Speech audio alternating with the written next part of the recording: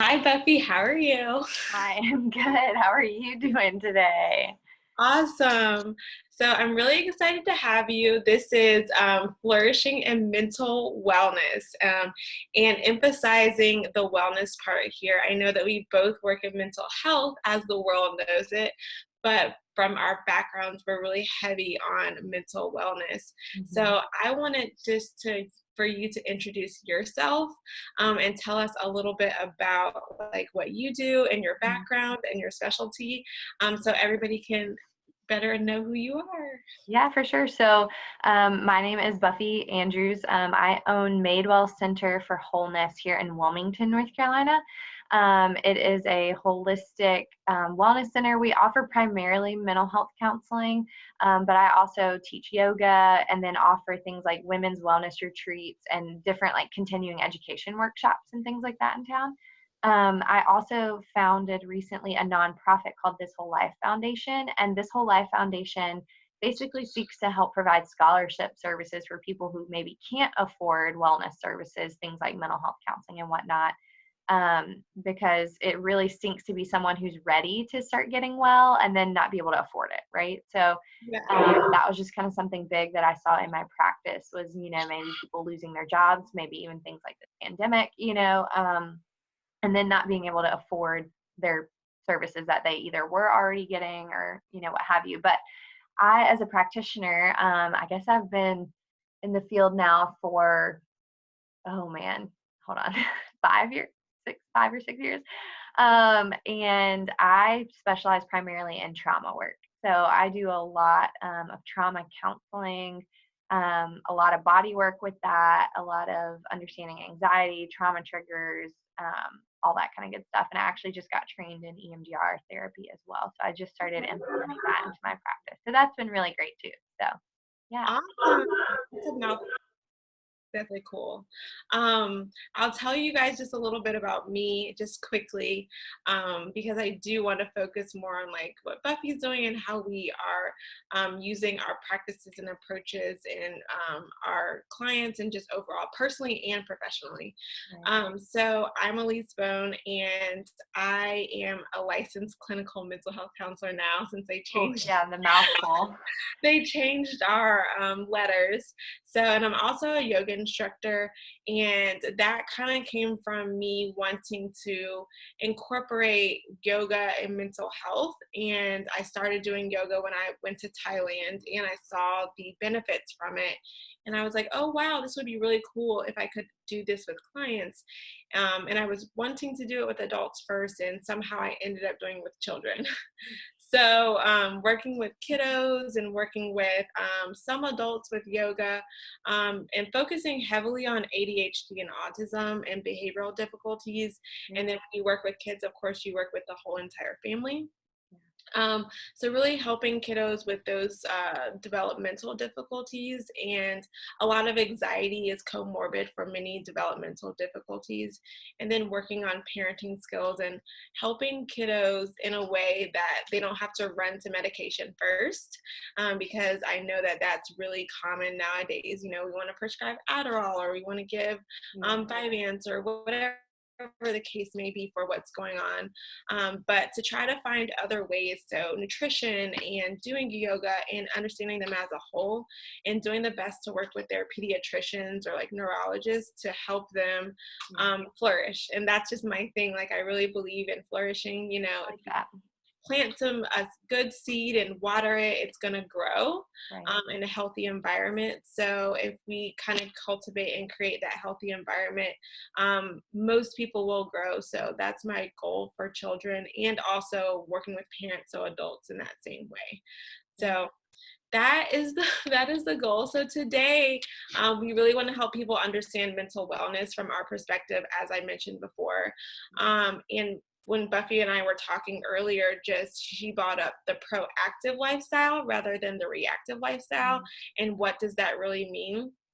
And understanding that wellness is an overall journey and not just a destination.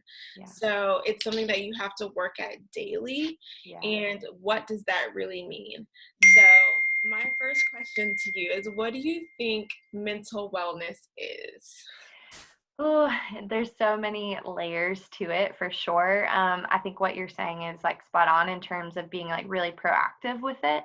But I think of I think mental wellness really is just the more like healthy alternative view to mental illness that we Mhm. have in our society right now, right? So it's like we all have mental health issues and we all have mental illness kind of things Yeah. that happen. And I think mental wellness is the ability to say, hey, I have a little bit of say in what's going on with my mental health, right?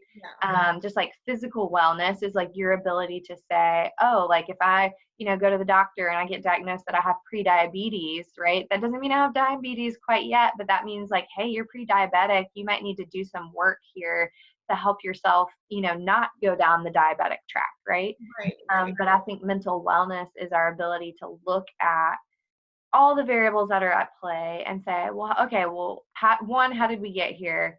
Two, what are we doing to kind of help make it easier or less burdensome for us? Right. And then three, how are we working towards preventing those kinds of things in the future? So mental wellness really is encompassing your ability to be well from not just like what you think about, but also, how are you bringing in your faith? How are you bringing in that physical health? What is your mindset around your abilities to overcome any of it, really? Exactly.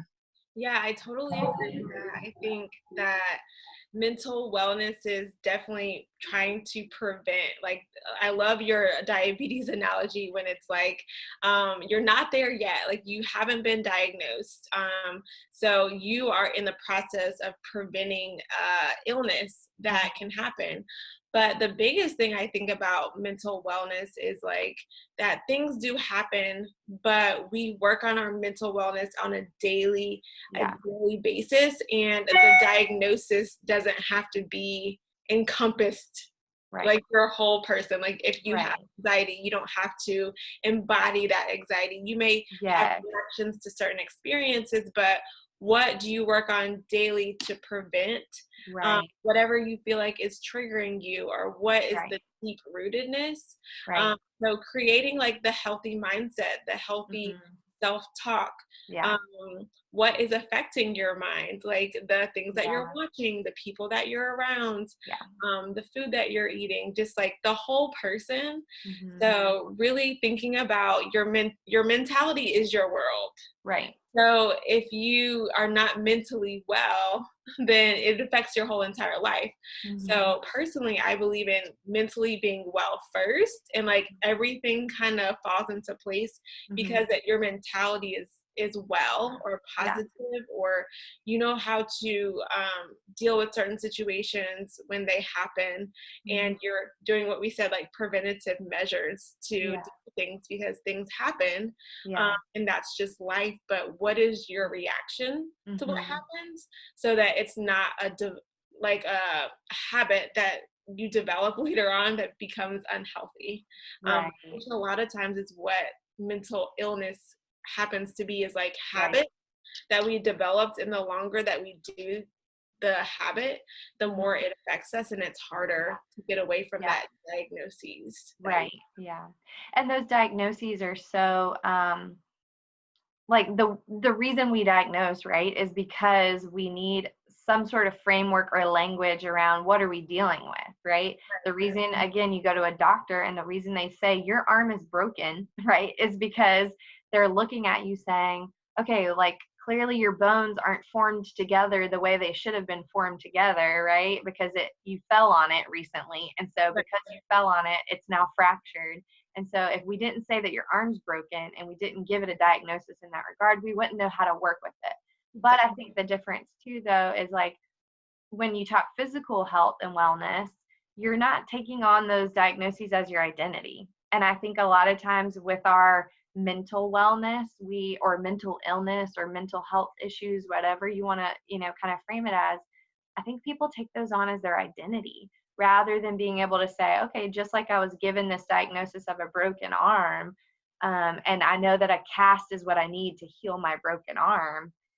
We take things like, oh, you have a generalized anxiety disorder, and instead of saying, okay, well, you have generalized anxiety disorder. Well, now we know that we need to like slow down your routines throughout the week, or we need to create some space for yourself, or you need to not have so much on your plate, or you need to be more authentic in your expression of your emotions so that you don't get anxious about confronting those things, right?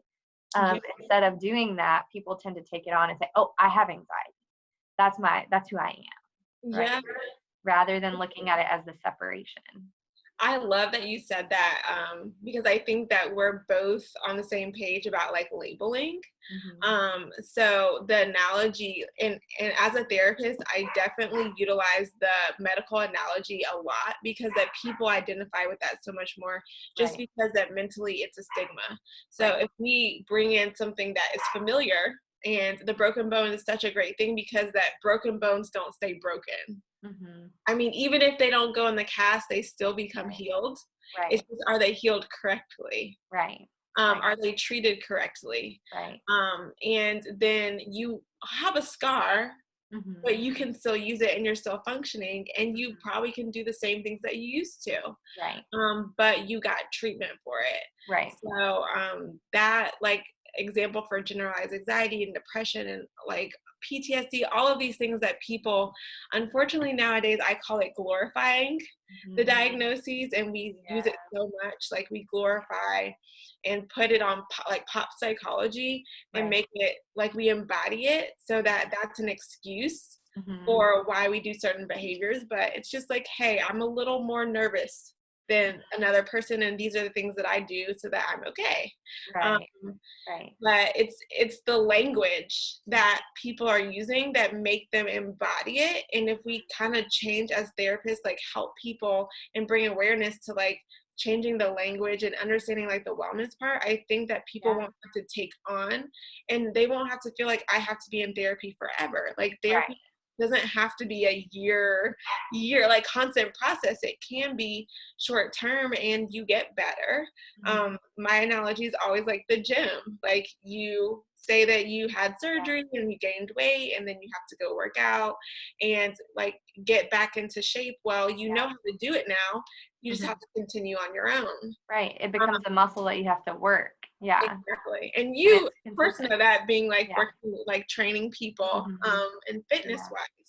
So I Yeah. think that's super important that people change their mindset Mm-hmm. around what it is to experience symptoms of versus I have Right. anxiety, like Yeah. I have depression. Yeah. um, I try to help like people see like more of a person-centered approach. I know that we would probably use, like they experience the symptoms versus Mm-hmm. like I have this. So Mm-hmm. I Mm-hmm. think that's really important, and I think that people, it's helpful for people to know that from a therapist, like Yeah. you don't need to call yourself this, or we Mm-hmm. don't call people the person Mm-hmm. that has cancer. It's the person with cancer, Right. or Right. the person that had a cancer experience. Yeah.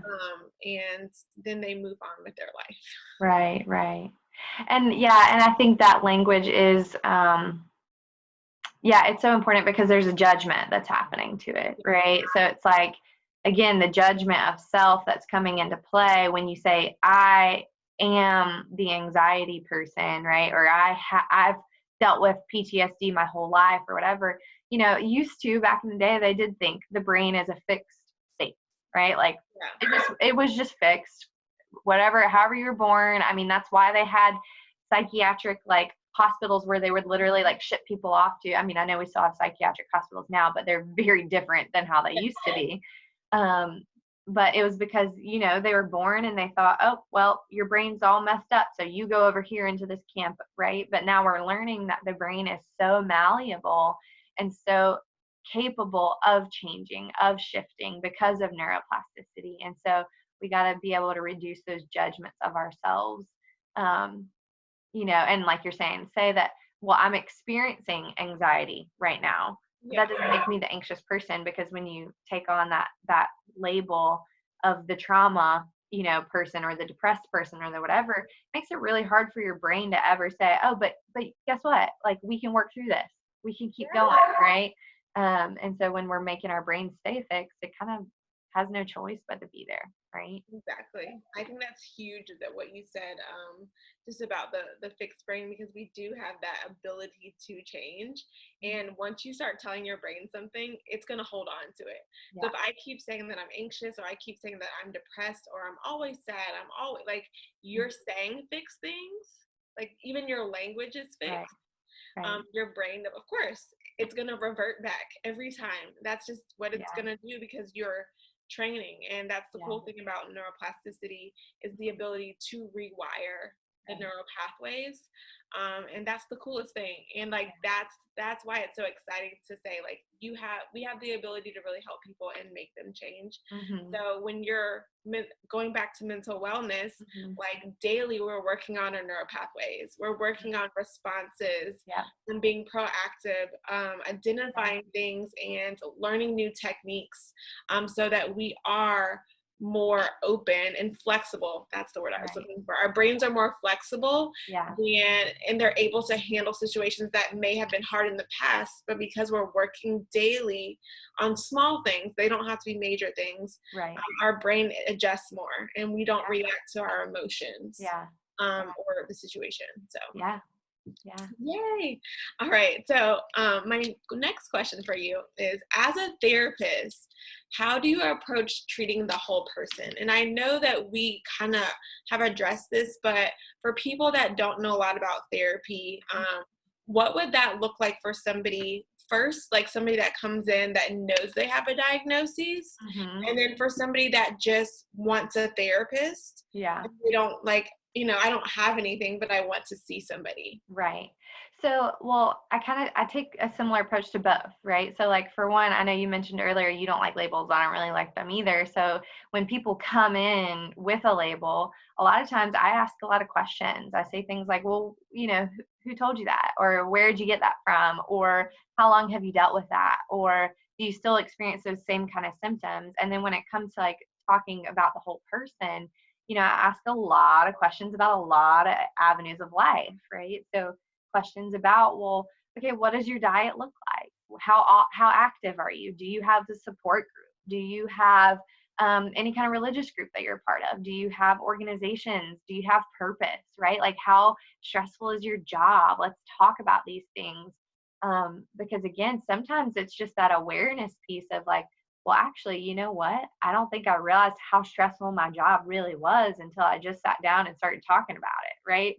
And so when I'm treating, whether they have a diagnosis or not, I treat them the same. I'm asking the same kinds of questions and the same kinds of, now, someone who comes in with a diagnosis, I might educate a little bit more and I might say, okay, well, let's actually learn what anxiety really looks like. And let's learn how your brain is trying to protect you really by making you anxious, or how it's trying to speak to you, or how it's trying to help you learn something about yourself in that space.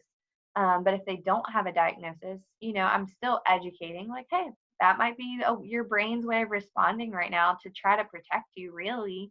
But sometimes that protection's not helpful, right? Sometimes that protection's a little over the top. It's like the fire alarm that won't stop going off, right? Yeah. So we're trying to learn how to mitigate some of the stressors, mitigate some of the symptoms by way of saying, okay, like maybe we do need to keep like a mood journal. Maybe we do need to kind of start building again. I usually start with awareness about most of it. Is so I'm usually saying, okay, well, how do we make you aware of all the, different, if you're going to categorize your life into different segments, let's categorize these different segments. Let's think about what are the stressors in those segments, what are the helpful factors in those segments, and then let's kind of start keeping track. Let's notice cycles, let's notice patterns, let's notice things for yourself that are helpful, things that are hurtful, things that spark joy, things that don't, right? And then I also like to really think about too the way people rest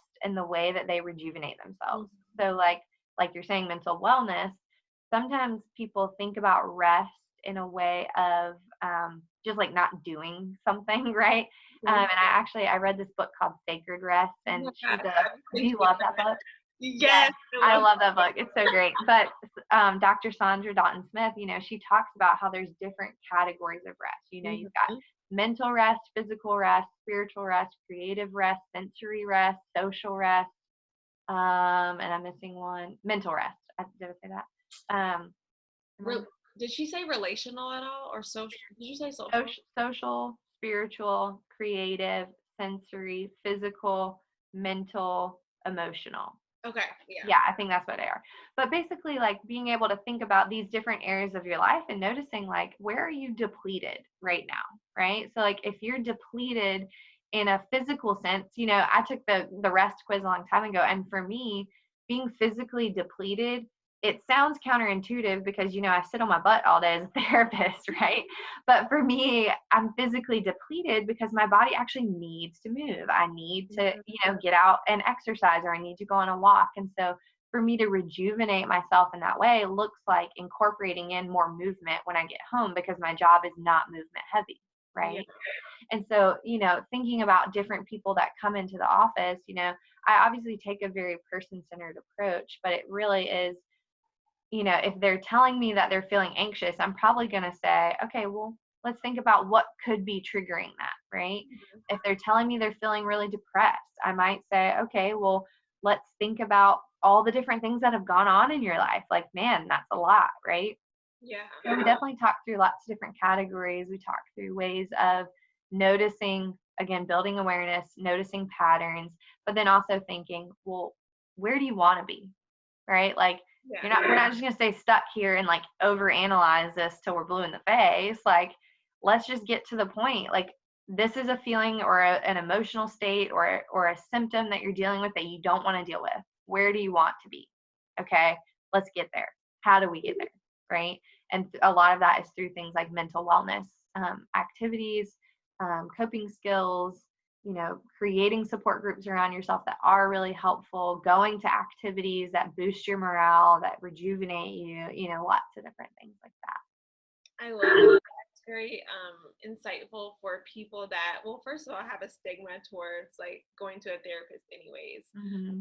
Especially if they have a diagnosis. I know that a lot of people, especially adults, are gonna believe that we're just gonna interrogate you Yeah. and pick you apart until we can fix you and put you back together. Mm-hmm. But when you're looking at the whole person, that's not the goal. Mm-hmm. The whole person approach or more holistic approach is like, we know that there's all these aspects of your life it affect your mental health. Mm-hmm. And when we address those, we can really help bring everything back together. Right. And just we're like you said, awareness is so huge, because that when you're not aware of, like, for instance, like you said, that person's job is causing them so much stress, then it's like bringing attention. So like we're like a sounding board, being able to help you recognize what's going on in your life. Right. So we might not be providing advice, we're just guiding you along in your journey at times to really help you self-discover, just depending on what treatment plan works best for you. Yeah. And that's the biggest thing, is like, depending on what's going on, we both are going to use like different approaches, Right. Evidence-based treatment. But I think the whole overall approach as a like personal therapist is looking at the whole person. Right. So, when you're licensed as whatever mental health provider, you are trained in various evidence-based treatments. So, just depending on where you go, that's what therapists will typically use. And some are heavily focused on like that treatment and like follow by those guidelines. And then you have others that may say that they're more person-centered or more holistic, and they utilize techniques from various evidence-based treatments that will best fit that person. Right. So I think that that's really important as a therapist. I've learned that works best for me. Yeah. Just simply because I want to know you as a person first. Yeah. I want to know what's going on. I want you to know that you're important and you're a heavy part of this process. Like, you are the expert because you know yourself best. Right. I'm just the expert in helping you figure out your journey, and tools and tips along the way.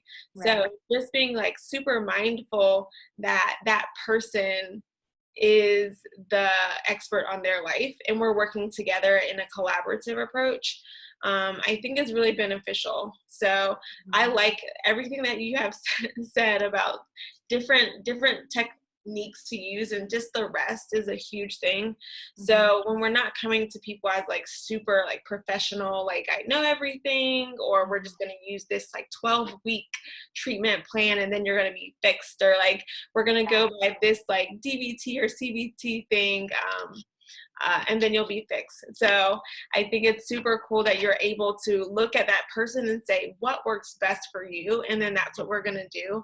Right. And asking them, what is the goal? Right. Or that we may see something, and a lot of times when you're with somebody, you may see what could be helpful. Yeah. But you also, and you can share that with your clients or parents or whoever the population, but just wanting to know, what do you want to get out of this? And then working together to meet that goal. I think that's really helpful for so many people, because they feel less like I'm in this space where I'm just going to be psychoanalyzed. That's probably the thing. So many people think that you're just going to judge me, and we're just going to focus on like everything that I do wrong and then try to fix that.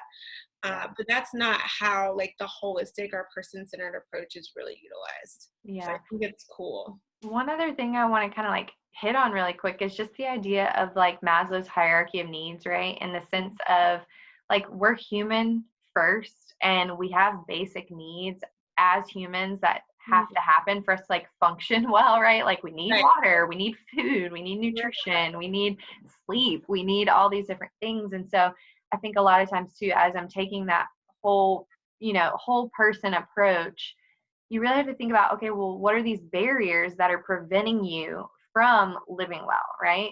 Or from feeling whole? And so a lot of those barriers come down to like that kind of hierarchy of needs, where it's like, well, if one of the barriers is that you really can't quite get adequate nutrition in your diet daily, well, let's tackle that first, because that's actually a way easier barrier to tackle than going into the whole like psychoanalytic, like, let's talk about your mom, kind of thing. Like let's childhood questions. Yeah, like let's tackle that basic need first, and let's just see how that impacts you. Do a little experiment with it, if you will, and then we can process like all the emotions, all the deeper things that are coming up for you. But like let's like tackle the easy stuff while we can, right? And then move forward from there. And that's huge, because a lot of times people don't, like, the awareness piece that we have talked about is they don't recognize that they're lacking that basic need, and that could even be love. Right. Like, it's a huge thing for people, just to feel loved and to function well. Or like sleep. I know that both of us probably know that there's so many people that don't get effective sleep, and then therapy doesn't work well, and then they don't function, and the brain can't really process the emotions correctly, and they're a lot worse off than they could be if they just got adequate sleep. Right. And the same is for kids. So their kids, when they usually have a lot of difficult behaviors because their basic needs are not being met. Right. So when you address those, you see so much change, because they're so much younger and they're not as rational. They don't have the same brain development. Right. So when parents are able to recognize, like, hey, they're not sleeping, or they're not getting food on time, or they're not getting, the biggest one I have issues with is love. Like, they're not feeling the adequate love that they need, then they display all these behaviors, or they're not meeting expectations of teachers or parents, the people that are supposed to care about them most. You just see a lot of like out of balance things going on. So that hierarchy is definitely super important, and people don't recognize it. But when you do see that, you are able to see, like, once you start to go upward, like, things start to fall into place, and you're able to deal with certain situations a lot easier than if we're just to address, like, oh, I feel anxious because of this. Because what that to me is Band-Aids. Just putting Band-Aids on certain things until we can get to the issue. So Right. Yeah. I love that. Okay, so the next question I have for you, and I think that this one is a big question, and some people may fit into it, and some people may not. Faith and mental wellness. So we know that there are like faith-based counselors and people that may not be, but as a personal and professional person, what does that mean for you in Mhm. regards to treating clients and how you see mental wellness or health as a whole? Okay. So, like for myself personally, I definitely view my spiritual walk as one that is super pivotal and important for me because to me, it's what provides my sense of purpose. It's what provides my sense of hope. And so for me, without those things, it's it's kind of like, well, what's the point of living, right? Like, and that's really important for me. And I see that happen with a lot of clients, in terms of maybe they're not on a spiritual journey, but Yeah. they still have that same question, like, what's the point of living? What's the point? Why do I do this? For what purpose, right? And if you don't have a spiritual component, you might be someone seeking that. And so that's like my job as a therapist is to help you kind of explore that if that's something that you are looking for. Mhm. But also, my job as a therapist is not to convince you of what I believe in any way, shape, or form. It's not for me to like, try to win you over to the gospel, or something like that. So for me, as a professional, it's really about exploring from where that person's coming from. Mhm. But I'll also say this, like I mean, I've seen a lot of research articles about things that just speak to the importance of a spiritual perspective in your life so that it helps you live longer. Like there's been study after study that show like when someone does ascribe themselves to some sort of religious belief, that they usually have a healthier life. They Mhm. usually live longer and they usually have a community of people around them that can help them in a variety of situations. And then you can also think of it too with things like prayer, like how important prayer is in terms of meditative practices, right? Because that's prayer is a meditative practice. Mhm. And so it's really cool to be able to have, I run my practice from a faith-based perspective. I'm a Christian counselor, but I also like welcome everyone in. I don't like say, I'm not like a Christian counseling center, but like usually when people come in, they know kind of what I'm about a little bit. And if they are okay with that, then they're okay with that. And if they're not, then they're not. And that's okay with me too, right?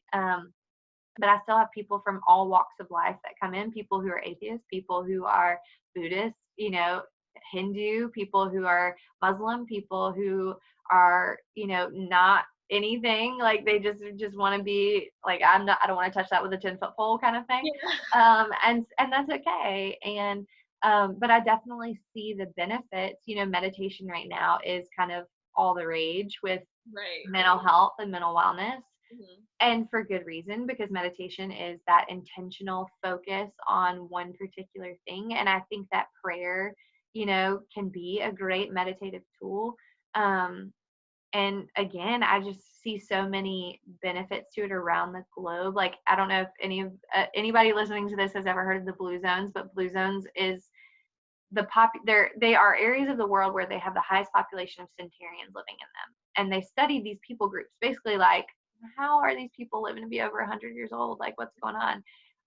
And one of the key components of those people groups is that they, one, have like a community and a tribe of people around them, but they usually also ascribe themselves to some sort of religious belief. And so that faith and that spirituality piece is actually really pivotal in how we heal, and how we navigate life. It's a lens from which you view your life, and if you're, I mean, we talk about mindset all the time, but like if your mindset and your faith like aren't there, like if you don't have that, it really does beg the question, well, like how do I view my life? What lens am I looking at life with in general at all? And then, if people don't have a lens like that they can look at their life through, usually we want some sort of lens, like everyone does. Our brains crave conclusion. Our brains crave knowing the ending of the story, right? And so no matter if we want to ascribe to a religious belief or not, like we want some sort of lens to look through. And then unfortunately, what happens is we start looking at our lives through the lens of our anxiety, or looking at our lives through the lens of our depression, or through the lens of our trauma, or through the lens of our schizophrenia, rather than having an alternative truth or an objective truth for yourself. that helps you look at the lens or look at life through a lens that feels a little bit more healing, versus not so much. I don't know if that fully answers your question, but I think that's really awesome. You touched on so many things. I'm gonna respond to you, but I read a blog that you wrote oh, about gratitude, and I just wanted you to talk about. I wanted you to talk a little bit about that because you talk about the brain too with that, and that is a type of like faith in mm-hmm, meditation and mm-hmm. how that really helps. And there's a lot of research lately that has been talked about gratitude. Yeah, if you just think about gratitude in general, I always like to explain it to my clients in this way that like gratitude and fear like can't exist in the same space, right? Gratitude and loneliness can't exist in the same space because our brains quite literally can't multitask in that way. Now Right. we can switch back and forth really quickly, right? And so it feels like it exists in the same space. But if we are really looking at things from a lens of gratitude, one, that's shifting our lens to something that's more hopeful and more helpful in general. But then two, it's making it so that, again, we're cultivating that neural pathway for ourselves that's able to look at life through a lens of blessing and opportunity versus a lens of like destruction and death. You know what I mean? And so having gratitude is a great way. It's a great meditative practice, and it's a great way, I think, of just helping build things like self-esteem, self-confidence, self-worth, um, being able to cultivate healthy relationships. Like when you have gratitude for your partner, like how much more are you going to be inclined to communicate in a healthy way versus communicate in a yelling, like destructive way, right? When you have gratitude for that person. Same goes with families and kids, right? It's like if a parent can cultivate gratitude for their kid, how much more likely are they going to respond in a loving tone versus responding in a way that's like heated or hasty? Um, but you can do gratitude, in terms of mental wellness in a daily practice. You could utilize gratitude by way of, at night, writing down just 3 things at night that you're grateful for. But something I like to challenge my clients in doing is instead of just kind of reiterating the same 3 things over and over again, right? Like, I'm grateful for my family, grateful for the weather, grateful for my dog. Like, being able to instead keep more of a running list where you get really specific with it. I don't know if you've ever heard of the book A Thousand Gifts by Ann Voskamp.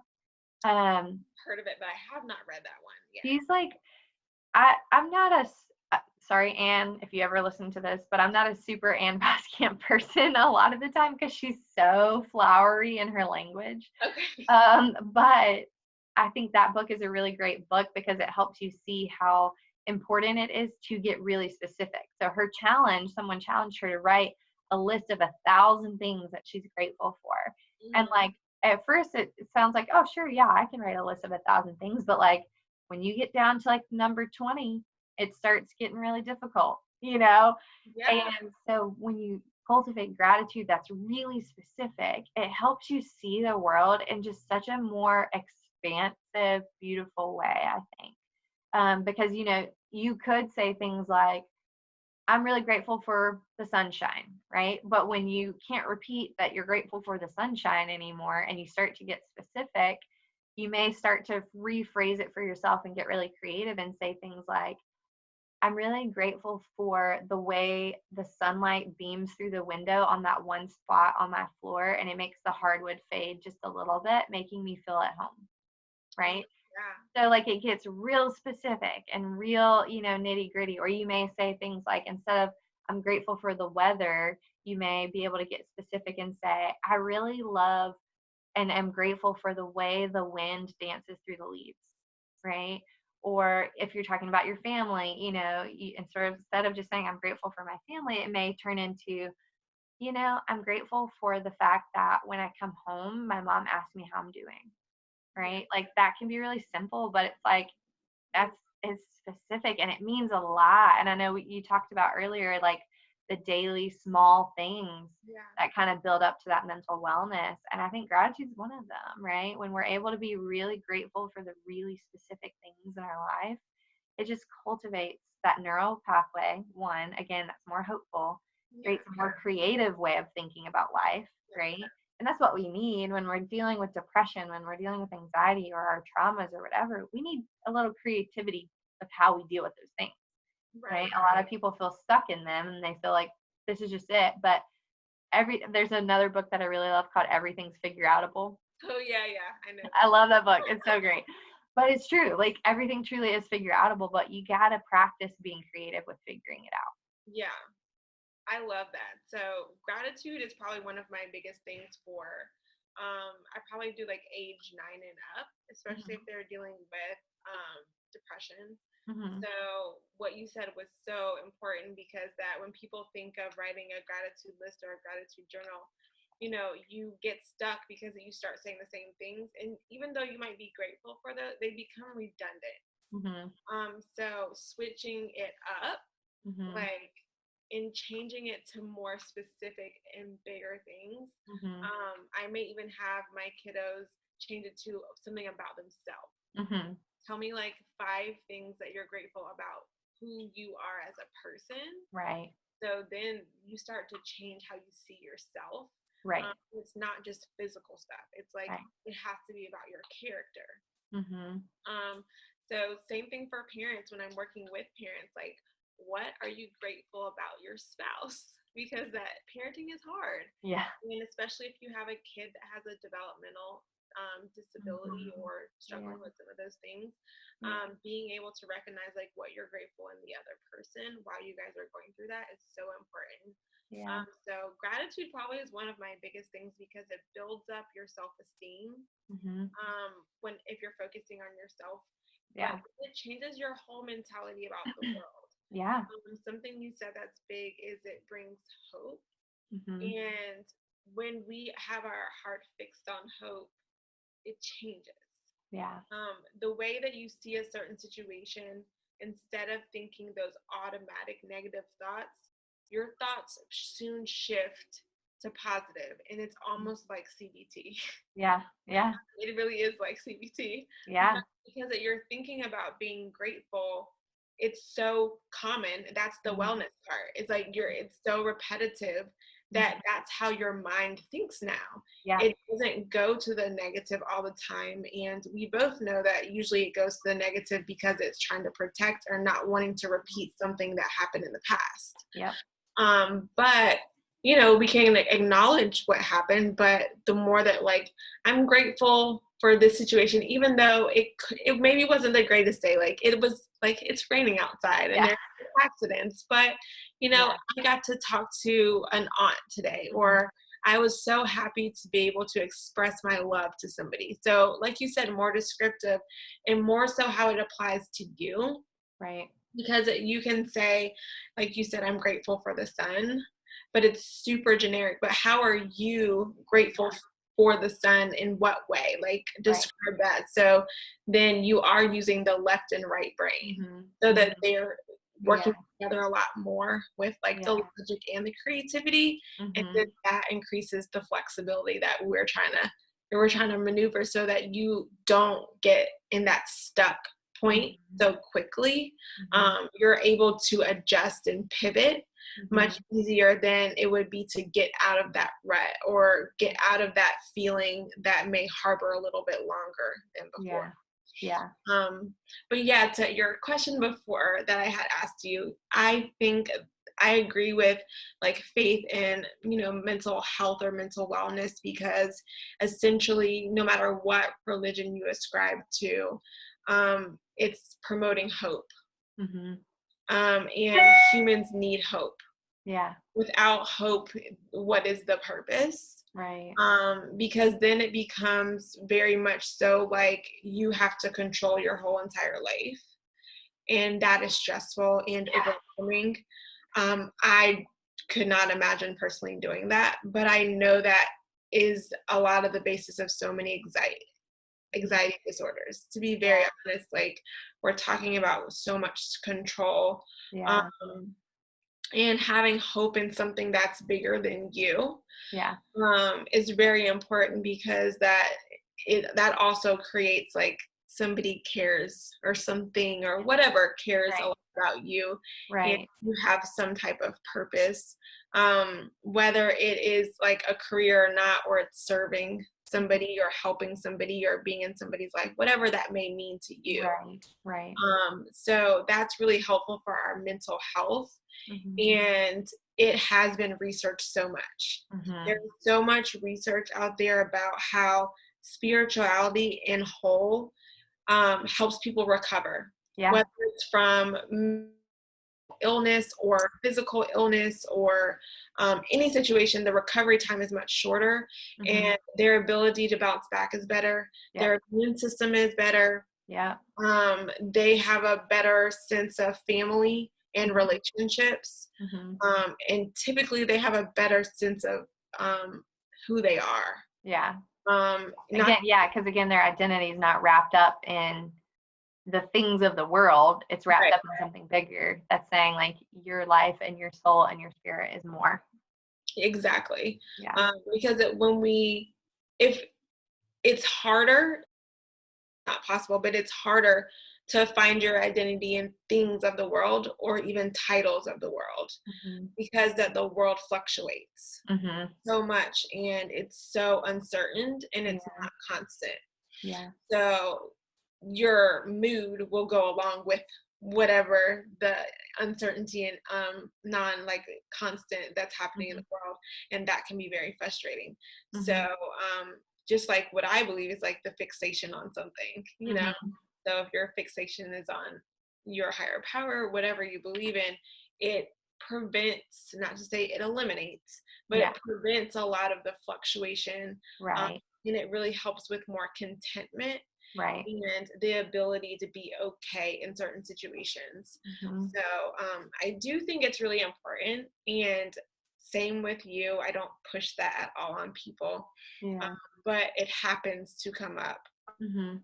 in sessions with children Mhm. and with parenting, because that they want to better understand how to parent their child Mhm. in a certain type of way. So it's very common, even I'm not a Christian counselor, Mhm. but I happen to have a lot of experience with that population Mhm. Mhm. simply because that it's brought up and people really Mhm. care about that, because people see that anybody that's faith-based, whatever your religion is, it seems like they are nicer, is what I've heard. I'll have people come to me that'll say, yeah, Yeah. people that have some type of faith are nicer, and they Mhm. also see you as a human being Mhm. and not so much of an experiment. Mhm. Or because when you think of psychology, you think of like Yeah. rats and all Yeah. Yeah. experiments and stuff, and just like fixing. So Mhm. like we see people as humane and human, Mhm. and we care about them, and also Mhm. you see them like as a soul, Yeah. not just something or an it, Yeah. whatever. Yeah. So I think that even helps that person's mindset for Mhm. if they feel like that's something that they can address in a session with you. Yeah. And I have even read research that when that is happening in session, that the ability to recover is higher too. Mhm. Mhm. They can address their mental health with their therapist and Right. intertwine that within the Yeah. sessions, and Right. that is super beneficial. Yeah. And with that too, like I've definitely had some clients who've come to me who have gone to like a pastoral counselor or like a Christian counselor, but they're maybe not a therapist and they're maybe not like a psychology, kind of person. Um, and people have been hurt by that. And that's where I think it's important too. Again, we can't just like exclude and have them only dealt with in separate, ways. Like you can't just go to your preacher and just think you can fix the one spiritual piece and then, oh, okay, all the other things fall into place. Like it doesn't quite work that way. Like you've got to have people who are educated on all the different fronts who can bring it all together and help you think about like, well, hey, yeah, like you were praying really hard, but also did you know your brain's doing this other thing over here? So like you could pray all day and that is not going to make that thing heal per se, but like let's couple your prayer with learning about the ways that your brain is teaching you something. So like listen to it, right? And like, so, I definitely think too, it is definitely about bringing it all together, because you can't just like have the one without the other. It's all part of it. And I've definitely had clients who have felt burned by that and who've been like hurt worse, honestly, for going to somewhere that's only dealing with the one aspect of it, and not really helping them understand all the other facets of what's going on. I think that's really important. And I know that we don't have a lot of time to go in depth with that, because that could be like a whole nother Sure, yeah. topic, but it is very important for people, because I even have teenagers that will say, well, I prayed about this. And it is hard when that there's people that just say pray harder or do this or do that. That's why I think it's so beautiful that you can have somebody that has that faith based and has the professional. So I think that it's great that there are pastoral counselors, but when there's something bigger going on, I think it's very important to see somebody that is a professional that can incorporate your faith also. Just like you probably wouldn't go to a pastor for a heart disease. Right. So, I mean, you would want somebody to pray for you and talk about your spiritual life in that situation. Right. You would want a doctor who understands the heart, and what needs to be done to really help with that. So I think that's really cool to be able to address those things and to really help people understand that they can go together, and it can be super beneficial. Yeah. If that's important to you. Right. And if it's not, that's okay too. Exactly. Yeah. Addressed, you can treat somebody with evidence-based treatments, and they can heal just as well as somebody that does not have any faith. So, yeah. So my last question for you is, as a yoga instructor, how do you incorporate yoga in mental health or treating clients? And do you say that yoga is an effective treatment for any mental health issues? I don't want to use the word disorders, but just mental difficulties that are going on. So I love yoga as a way of helping treat mental health struggles or symptoms, especially people who have had trauma or who are experiencing things like anxiety. One, because yoga does a lot to, again, build awareness of your body. So, I do trauma-informed yoga classes sometimes. And I actually do holy yoga as well. So like I incorporate my faith even into the yoga practice. But when I'm doing like trauma-informed, if it's people who are not of the same faith, I obviously don't, do it from that perspective. But, in a trauma-informed yoga class, even to just be able to be aware of your breath, right? Or to be aware of sensations that you're feeling in your body, right? When you start building awareness of, oh, wow, like I didn't realize I had that much tension in that part of my neck, right? Or I didn't realize I had that much tension in my hips, or my chest. Like I didn't realize it was so caved in. I didn't realize I sat like this all day. Even something as simple as like noticing yoga postures in a mental health, like in a counseling session. I'll do simple things like, hey, I want you to like hunch over for me, just like sit on the edge of your seat and just kind of hunch. Tell me what that feels like. And you'll have people describing things like, well, I feel kind of lazy, or I feel defeated, or I feel like small, and those are feelings that people are having all the time, but they are not aware that it's really coupled with how their body is. And then I'll say things like, okay, I want you to sit up nice and tall. I want you to like roll your shoulders down and back. I want you to like open your chest a little bit, get that tall spine. Notice how you feel in this tall position.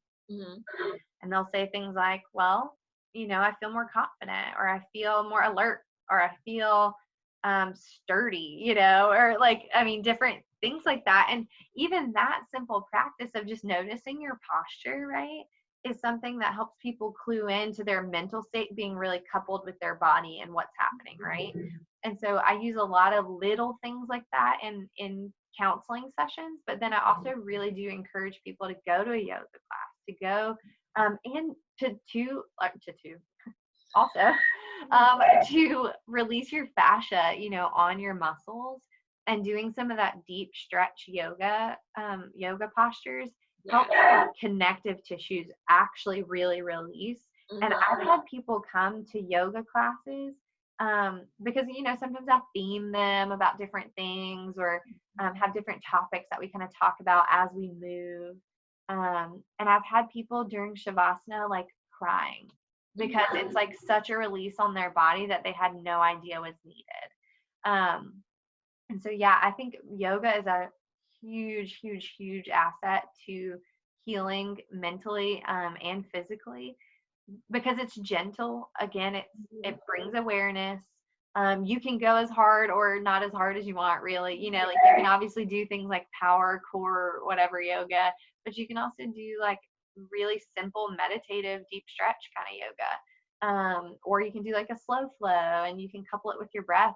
But also yoga is really great for that bilateral stimulation, and that cross lateral movements really help your brain reintegrate a lot of things that were maybe not integrated before. So like when you do a posture where you might, raise your left arm and then extend your right leg behind you, right? That's using that cross hemisphere integration to help that brain really start to mold those things back together again that were maybe so disconnected before. And that's something that you just can't get through talking about stuff, right? Like you can talk till you're blue in the face, but like sometimes your brain, again, quite literally needs that cross body interaction to get your different hemispheres to light up, right? Because we're therapists, but we're human. We're not mind readers, right? And we're not like fortune tellers. So we can't always know all the best questions to ask you to light up those certain parts of your different hemispheres, right? But when you incorporate the body, it allows you, again, to sometimes, with trauma, I do a lot of yoga with trauma people who, again, maybe have a fear of their body, right? Or maybe they feel like they aren't in control of their body because they weren't in control of their body in the past, right?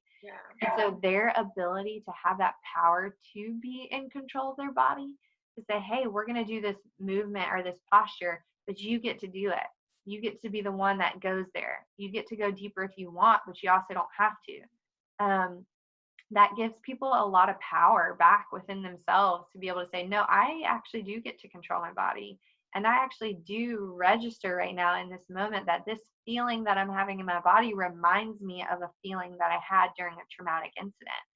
But I'm in a safe environment. So it's helping that person, again, reintegrate what safety can feel like, right? So they're not necessarily equating anymore this like tension in their body with trauma and danger, right? They're acknowledging this tension in their body is something that they can, again, kind of work through. And that, again, you're in a safe environment. You're not in a traumatic environment anymore. So I love using yoga in counseling sessions. I love doing breath work with people. Because again, even just noticing your breath is huge. I had a young girl one time. I used to go into the schools in Pender County. And this girl, it was a high schooler, and, I was doing a simple, she had some anger issues, but I was just trying to do a simple, like, breathing practice with her.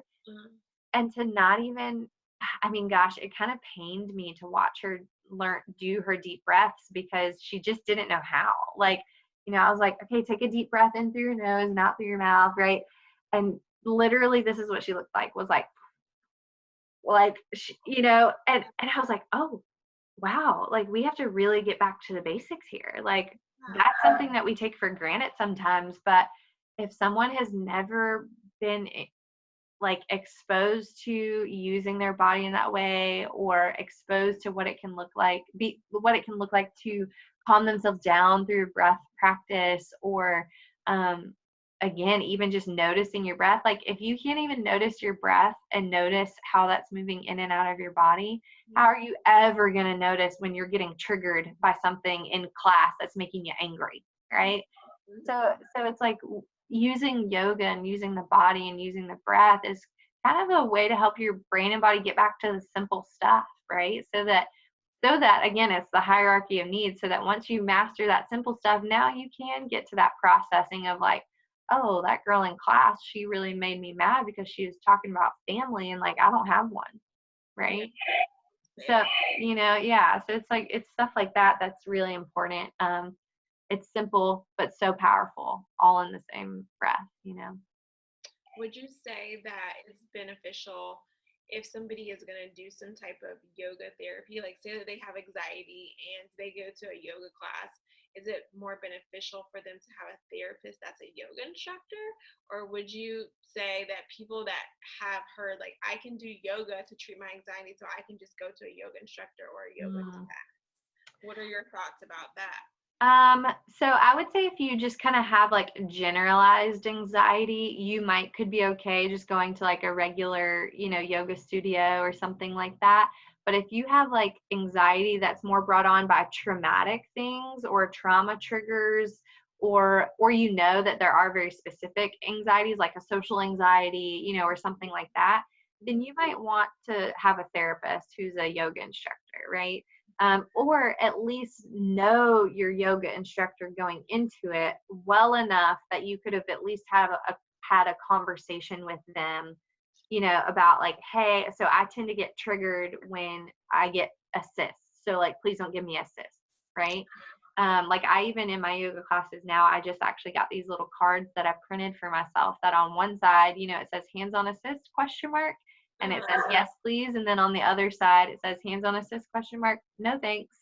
And so that way people can even just flip their card to whichever side they want during a class and, get assists or not. But like, again, it depends on the studio.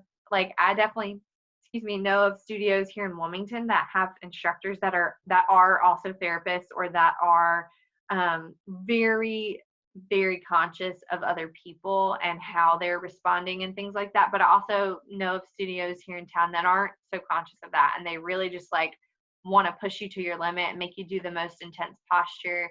They want you to do the Shakti and the Shiva thing and like, like all that kind of stuff. And if you're not about that kind of stuff, you kind of have to know what type of studio you're walking into.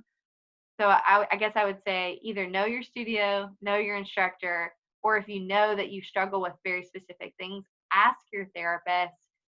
If they're not a yoga instructor, like ask your therapist who they might recommend as a yoga instructor that would be suitable for that person. And to not just go to some studio in town just because it's like popular and a lot of people go there. Like go to what works for you, and ask questions. Like it's quite all right to ask questions of your instructor or of the studio that you're going into. I think that's really insightful for people because there is a lot of just talk, of course, of yoga being like a treatment for if you are depressed or if you have trauma, or if you have anxiety. And because that people want a more holistic approach, instead of going to a therapist, they would go to a yoga instructor. Mm-hmm. And I, as a yoga instructor, also, I love yoga. I love it so much, but I know that there are times where yoga addresses a lot more of the body. So if we're not addressing what's causing the body to react like that, so that you're more aware of that, it's only doing one part. So we're not doing the whole part once again. Even though that yoga is that mind-body connection that we know of. And I think that's why I'm so passionate about it, is because it is. But there are times where it's not going to address what a therapist could. So I think it's so amazing that there's a lot of therapists now that do yoga. It can really help people and teach them to do some of that stuff at home. Yeah. So maybe it even is like you see your therapist who has some education of yoga, helps you, and then you continue at a yoga studio, but that you get the help that you need. So for people that think that yoga by itself without a professional like therapist is helpful, it definitely can be, yes. Because I've got that question a lot. Well, can we just go to yoga, or can I just go to yoga? Especially for ADHD. Like, can I just do yoga at this yoga studio? And it's quite possible that you can do that to help with your inattention. So focusing or reducing anxiety, or calming your whole entire body, or helping with some of your low muscle tone that you may have. So there's lots of things that yoga does that's so cool. But there is a therapist that specializes in, if you have anxiety or ADHD or depression or PTSD, then that person also can work with you as a whole too. Right. So I think that they're both really helpful, but I would just bear on caution for people that do just primarily want to go the yoga route. Just keep in mind, like, is this something that's more minimal? And then that's another awareness thing. To them, it might be minimal, but it Right. really will be impacting their entire life Right. drastically, and they don't know. Right. So if you're feeling like, I want to go to treatment and I'm going to go to yoga, I would maybe, hey, schedule an appointment with somebody just to Yeah. chat and see if that is an option. Yeah. So that you know how to move forward with somebody that is Yeah. not going to just bring you on just because they want somebody, but can give you more insight and awareness about what is the best route for you. Right. Because you may not need like formal counseling or therapy, and Mhm. yoga can really help with Yeah. the calming of your thoughts and body issues, because it does do all of that. Especially if you have the right yoga instructor. Right. And it's not the Americanized version that we glorify so much, which is Yeah. working for yoga, Yeah. but really focuses on where yoga really came from and what it's really about, which is being Right. present and in the moment and being aware Yeah. of thoughts, body, and the connection that that has. So, Right. Right. yeah. Yeah. I mean, again, I would just kind of really think about it from that standpoint of like, even when you're going to see a therapist, usually you kind of shop around for a therapist that's a good fit for you, right? Like, so just shop around for a yoga instructor that's a good fit, because I've definitely been to classes that have been triggering for me, and I'm not even like someone who has things to necessarily be triggered about. You know what I mean? Like, I've like gone to classes where it just wasn't a good fit, and it made me think weird things while I was like doing yoga, or and I'm like, I don't think this is what it's supposed to be doing. So I obviously didn't go to their classes anymore, but I've also been to classes that are, yeah, again, just very all encompassing. And again, if you want someone who does, I mean, there's literally all kinds of yoga out there. So like you Yes. can find it if you're looking for it. Again, there's like power strength, slow flow, deep stretch, holy yoga versus not holy yoga, kundalini yoga. I mean, there's all kinds of stuff out there. So like definitely shop around. And again, yeah, definitely ask your therapist if they recommend a yoga instructor, if that's something that which is, again, that's also why I started doing yoga within my practice, was because as a therapist, we recommend a lot of things for people to get well outside of our office. And yoga was one of them. But I also wanted people to be able to access that without having to go somewhere that they don't trust, right? So like, I recommend my clients to go to yoga, and I have offerings of yoga classes, and so they can come to mine if they would like, but they also don't have to. So it's just like another way of, integrating the whole person into one. Great answer. And I think that's really helpful for so many people and really insightful. And even for professionals too, that don't do yoga, therapists that do maybe recommend it, but don't have the better understanding of what that could look like for clients. Because I know that there's so many things, like you said, that we recommend. So being really aware of like what we're recommending and what's the best approach to refer clients out to certain treatments or things that'll benefit them. So Yeah. I just want to thank you so much for being on here. And you dropped so many awesome tips and nuggets about mental wellness that I think are going to be super beneficial for those who hear this in the future, and helping destigmatize, bring awareness, and look at our mental and mindset as a process and a daily approach and a journey. We're not arriving at being mentally whole. Right. We are in the process of growing constantly and learning new things about ourselves and helping better ourselves. And we may hit some bumps on the road where we do need some therapy and extra help. Just like if we hit bumps on the roads physically, we would need extra help. So I really appreciate your perspective and insight. And I look forward to working with you again in the future. Yes, I would love that. Thank you so much for just taking the time to like chat about all this stuff. So I really appreciate it. And it's been great talking with you. So yeah, can't wait to do more things in the future.